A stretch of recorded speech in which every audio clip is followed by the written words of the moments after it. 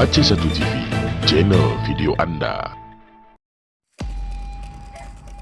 Beginilah situasi dan kondisi detik-detik rekaman video amatir yang direkam langsung oleh masyarakat Desa Tenggulun, Kabupaten Aceh Temiang.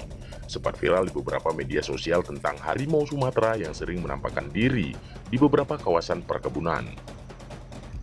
Teror harimau Sumatera yang telah memasuki wilayah I2 perbatasan dengan pemukiman masyarakat setempat menjadi pembicaraan hangat di seputaran Kabupaten Muda Sedia ini. Tidak menutup kemungkinan hal ini terjadi diduga karena maraknya aksi pembukaan hutan untuk perkebunan kelapa sawit ke arah perbatasan dengan Kabupaten Langkat wilayah I2 atau daerah yang disebut 87. Dulu kawasan ini masuk kawasan Taman Nasional Gunung Leuser atau TNGL ke arah Seibetung dan tentunya berimbas pada koridor hewan yang dilindungi oleh undang-undang ini. Menyikapi kejadian ini, Direktur Lembatari Said Jenal merasa prihatin dengan kondisi harimau Sumatera yang terusik populasinya, selain mata rantai makanan yang rusak karena aktivitas manusia menyebab koridor harimau Sumatera di wilayah Tenggulun terancam.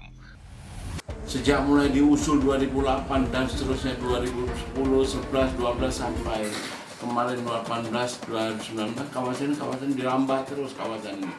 I2, kemudian yang arah ke Simpang Kruing, arah ke Seibetung, arah ke berbatas dengan Taman Nasional, I6, I7, kemudian Kabel Gajah kawasan sudah berubah dan beralih fungsi.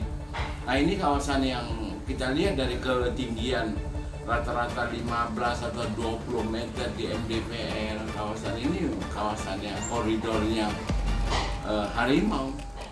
Kita prihatin kalau ini sudah kejadian, maka minta pihak-pihak yang terkait, BKWSDA, kemudian ini harus segera diidentifikasi masalah ini.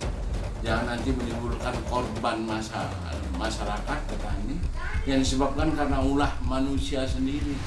Kita ingin menguasai lahan, tapi koridor mereka kita rusak. Ini dia yang harus kita jaga segala macam, karena pembukaan perkebunan secara liar, ilegal tanpa ada izin ini begitu masif di Kecamatan Tenggulun, terutama kawasan yang sudah masuk ke Aceh. Seharusnya juga di sisi lain, di sisi BKBSDA pemerintah daerah ini harus ada perhatian dengan kawasannya, apalagi kawasan ini kan belum selesai semua mengenai tapal batas kalau udah sebagian masuk Aceh.